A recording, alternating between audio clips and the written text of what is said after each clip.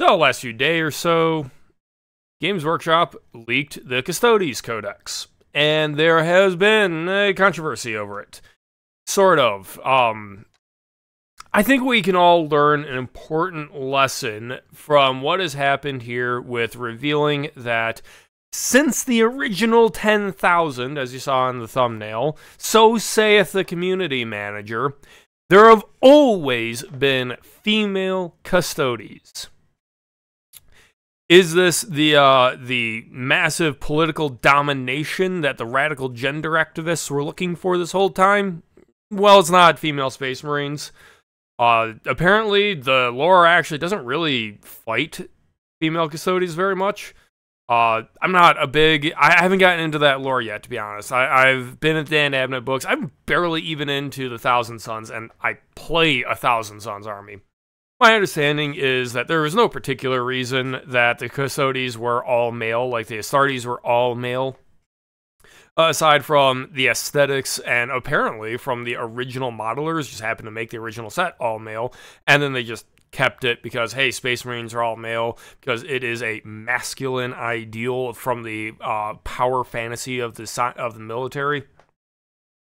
But the reason this is important is because there has been a push from people on the internet for years now that for more representation, there should be female Space Marines. How dare there be a male-only faction, or rather a set of male-only factions? No, the Sisters of Battle aren't good enough. No, I don't want good Slaaneshi demons. No, the Eldar don't need to be more attractive. It's gotta be female Space Marines. It's gotta be the poster boys need to be the poster girls. And we got female Custodes this time.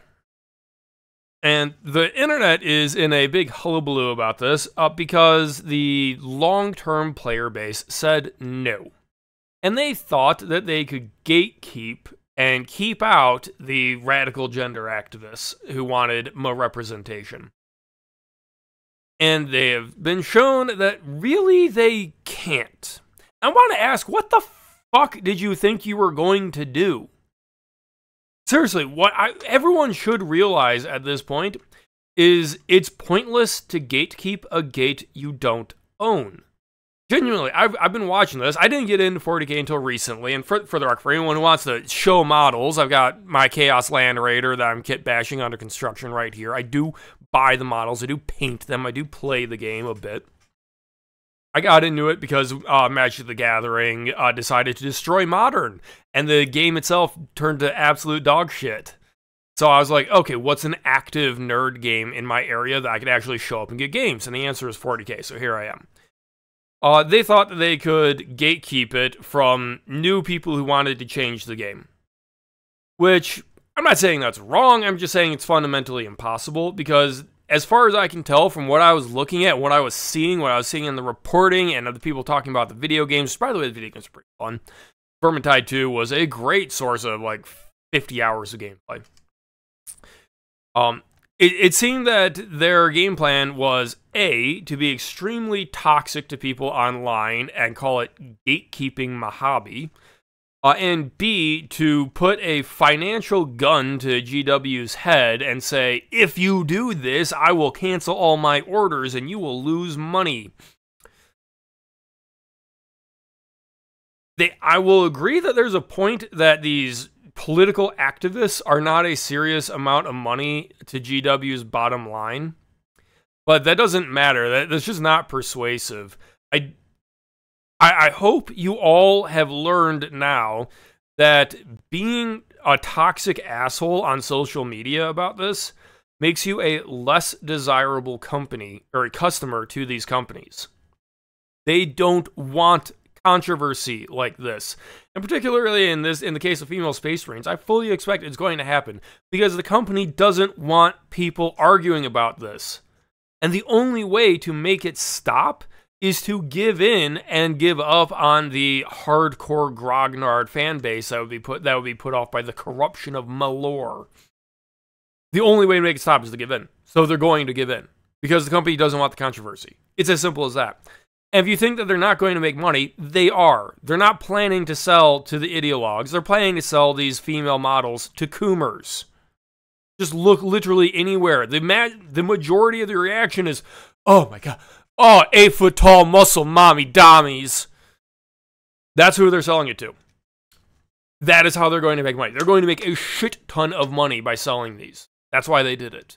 They want the argument to stop. They want to move on. They don't want to be seen as the one nerd company that is this bastion of right-wing extremism or something. They don't want that. Nobody wants to stand alone that way. And as I said, they're going to make money doing this. The amount of resells they'll basically get to people who are to the normies. The normies that will go and buy models or conversion kits to switch to, if they can possibly make it, attractive female Space Marines, they will make shit tons of money doing this. It will eclipse the amount that they lose from people willing to put their feet in the ground and boycott the company.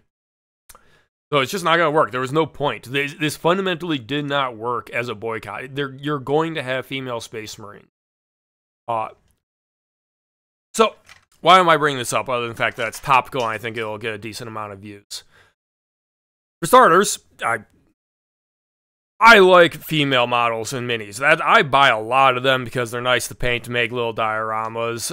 I'm a big Kingdom Death player. You might see some of that content later on. That said, 40K, I chose that because it is an active player base and seems to actually have a functional rule set that makes for interesting games. Although, honestly, probably needs to only be 4 rounds, not 5 rounds. The game seems to always be decided in the 4th round from what I've seen at my local GW store. And I'm curious how people are going to react going forward to the latest example of people thinking that as consumers of a product, especially of a corporate product, whose IP is held by a non-human entity, why people think that they have control over it. The pushback, the gatekeeping done by people who have no decision-making power is why we're going to end up with female Space Marines. And this kind of behavior can be extended to anything like Star Wars, what's happening with Rings of Power, Lord of the Rings stuff. Basically, any IP you can think of, be it comic books or video games, that the creative control is put in the hands of corporations. Now, I want you all to consider this. The shot callers at Games Workshop, I guarantee you, every month or so, are getting a report on what their competition is doing, what sales are looking like, what's going up, and where people are talking about things.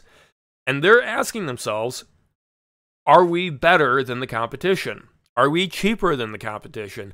Are we offering something that the competition is not? Oh, if the competition is offering something like big titty caveman women fighting horrible monsters, well, maybe we should, if people are buying that, and that means people want that, maybe we should be competing in that. We can change some of our lore to produce that, to satisfy that desire that customers clearly have.